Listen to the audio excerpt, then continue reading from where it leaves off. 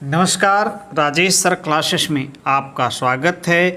इस वीडियो में विलयन किसे कहते हैं इस बात पर चर्चा होगी तथा विलयन के गुण क्या होते हैं, विलयन के प्रकार पर भी चर्चा होगी। तो देखते हैं विलयन क्या है अथवा विलयन किसे कहते हैं।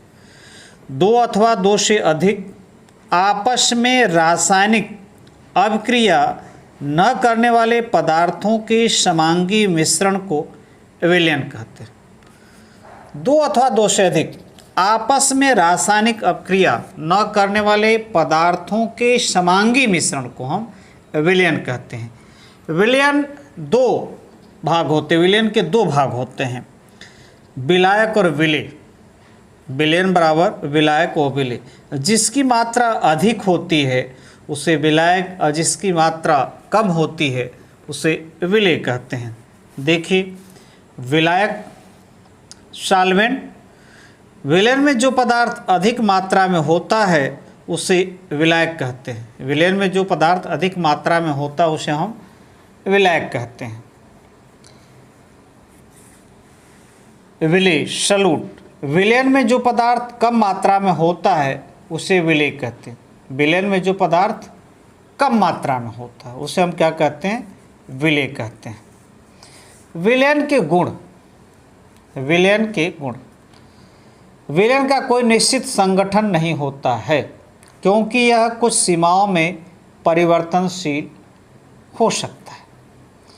विलयन का कोई निश्चित संगठन नहीं होता, कोई बनावट नहीं होती क्योंकि यह कुछ सीमाओं में परिवर्तनशील होता है।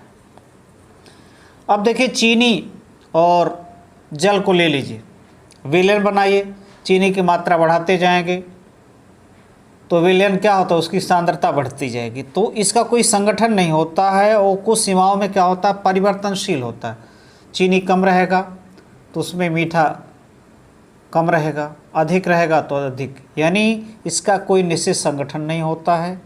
और चीनी और जल परस्पर क्रिया भी नहीं करते, इस नाते ये क्या है, विलयन है।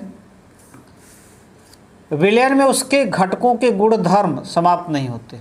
विलयन में जो घटक यानी जो मिलाया जाता है उसके जो गुण होता है उसका समाप्त नहीं। जिससे आप पानी में नमक डाल दीजिए, वो नमकीन हो जाएगा, यानी नमक का गुण है वो उसमें बरकरार रहता है। चीनी डाल देंगे मीठा हो जाएगा, तो चीनी का गुण उसमें बरकरार रहता है, यानी जो जो घटक रहेंगे उसका जो गुण है वह समाप्त नहीं होता।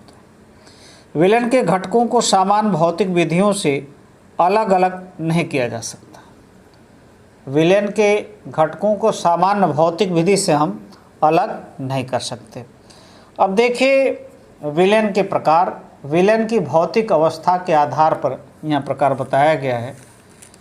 अब है विलयन के प्रकार, विलायक, विलेय। उदाहरण, हम जानते हैं कि विलयन का अर्थ होता है कि किसी द्रव में कोई ठोस मिलाया जाता है तब विलयन बनता है। नहीं, ये नहीं होता है। अब देखिए, यहाँ से क्लियर हो जाएगा कि हम विलयन किसे कह सकते हैं। द्रव विलयन जो हम सामान्य समझते हैं उसकी बात हो रही है यहाँ पर। विलायक, द्रव, विलेय, उसमें जो घुला होता है वो ठोस, पानी और चीनी का विलयन। द्रव हम यही समझते हैं कि किसी द्रव में ठोस को मिला दीजिए तो विलयन प्राप्त होगा। नहीं, द्रव में द्रव, जल और एल्कोहल का विलयन। द्रव में गैस, जल में ऑक्सीजन का विलयन, अब देखिए, ठोस विलयन हम किसे कहेंगे। ठोस में ठोस, विलायक क्या है, ठोस, विलेय क्या है, ठोस।